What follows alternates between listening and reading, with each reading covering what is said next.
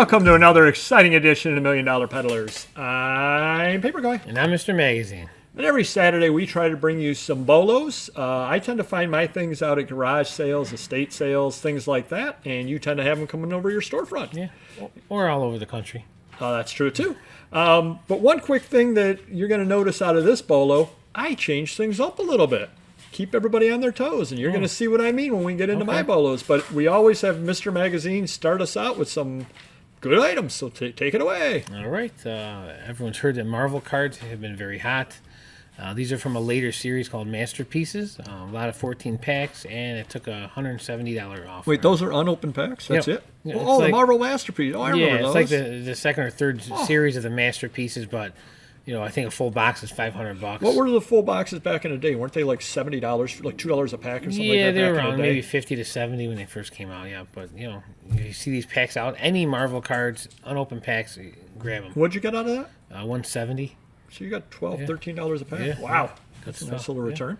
And again, I think it's for the grading factor because the sets aren't worth that much money. Okay. Yeah, right.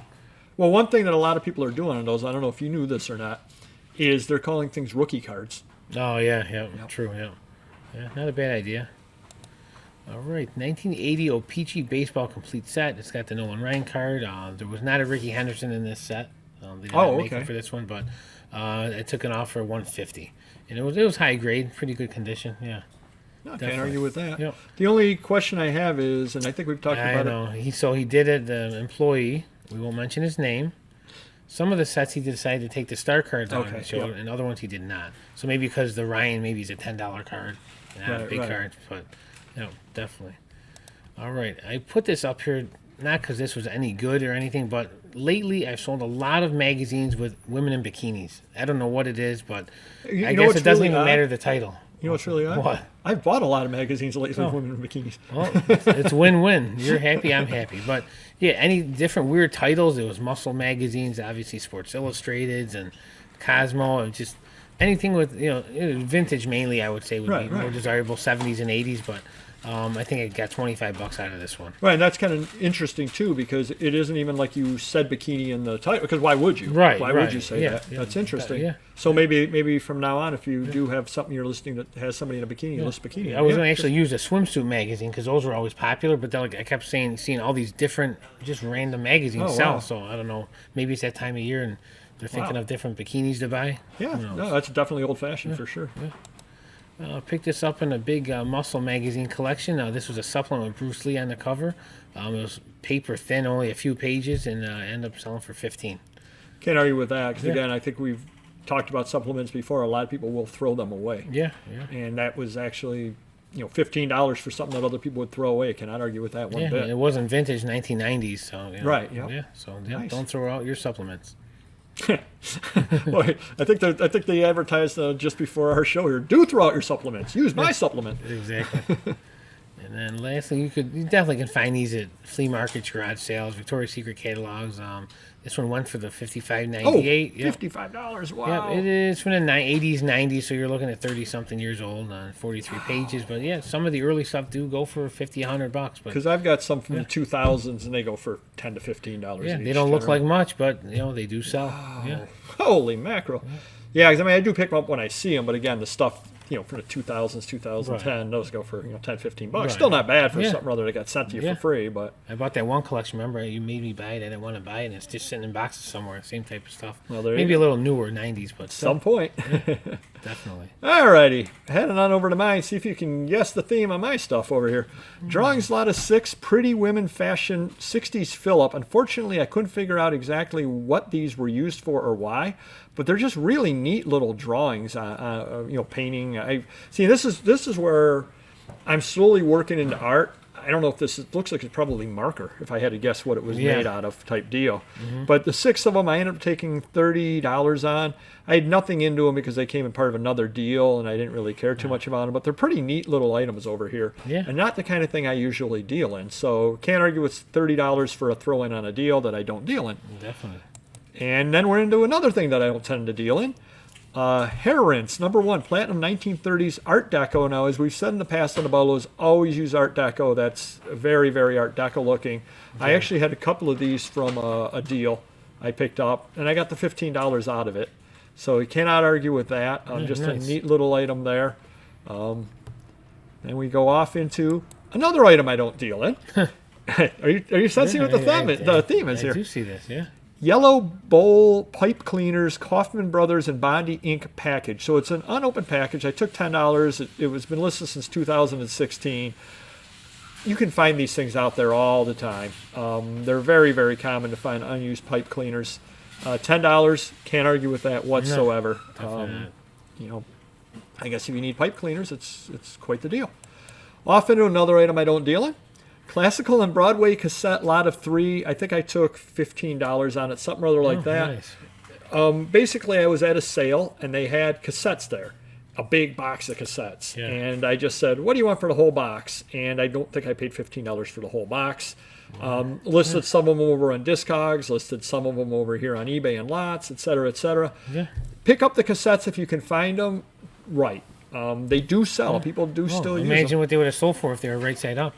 Yeah. Unless they're all error ones. Yeah, exactly. They're upside down, Jenny. Exactly. Yes, you're right. I did put them upside down. Thank you. Next thing over here that I don't deal in, the Cat's Meow Feline Philadelphia Christmas Series Lot of 4, Murray Hotel. These actually do sell. I came across a lot of them back years and years and years ago at a thrift store, and I think I paid $1 a piece for lots and lots of them, and ended up selling them all off. All kinds of different areas, and this happens to be Philadelphia, but whatever town you happen to be in, they did these. They're out there. You can always tell because if you look at each of them, you see that little cat? Yep. They all have a little cat hidden on there somewhere or other. So if you do see them, they go for $4 to $5 a piece. Now, obviously, there's going to be some better ones, rarer ones, and that kind of things. But I think I paid $1 a piece for them, so you can't argue with that. Next thing I don't deal in is Mrs. Stewart's liquid bluing vintage bottle 1940s. I think Mrs. Stewart used it for her hair. Sure. I think I took $10 or $12 out of it. Been listed since 2016. But again, you can't argue with this kind of thing. I just saw it out at a sale somewhere, and I paid $1 for it. Nice. For things that I don't tend to deal in, I'm not going to pay more than $1 for it, just because why would I? Yeah. But can't argue with that over there. And by the way, these bolos are all within the last 2 weeks. So these are all things that I've sold that I don't deal in a 2-week span of time. Yeah, I hope you never see any bars of gold for $2. I would get $10 and I'd be very happy. Oh, I thought you were going to pass. Only $1. Good point. Well, you said bars. Boot Montana vintage advertising letter opener hit in Fairfield mining jewelry. Nice. Took $90 on it. And this I was actually at a estate sale back in 2018, and they wanted $2 on it. It was half price day. Oh, good for $1.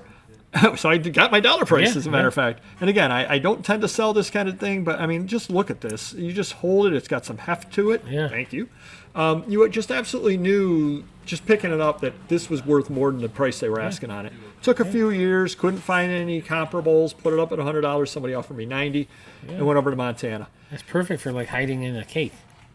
That would be a surprise, to say the least there.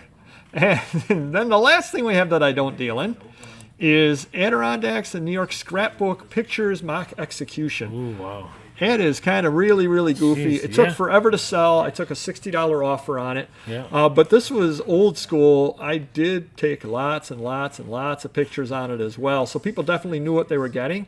I think it just was one of two things happened. Either it got, and I even listed what all the things were down below. Yeah, wow. It either got lost in the shuffle because it had been so long since it got listed. Yeah. Or it was just one of those deals that nobody's coming to me to look for pictures because it isn't something that I tend to deal in. Right. But it ended up selling, so I'm quite happy about that.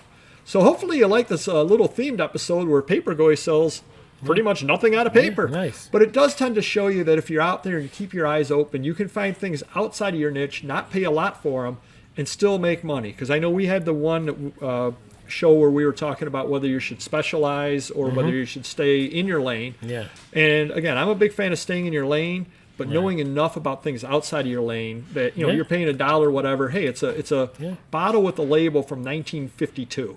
It's probably worth more than $1. Oh yeah. And sure enough, I got the $10 out of it. So do hit the like button. Do note down below anything that you've come across out there that's outside of your lane that you made good money in. And next time we do the BOLO, guess what I'll probably have? some paper items. Oh, nice. Change of pace. Exactly. So hopefully this helped you some, and hit the like button, and we will see you next video. Take care. Bye-bye.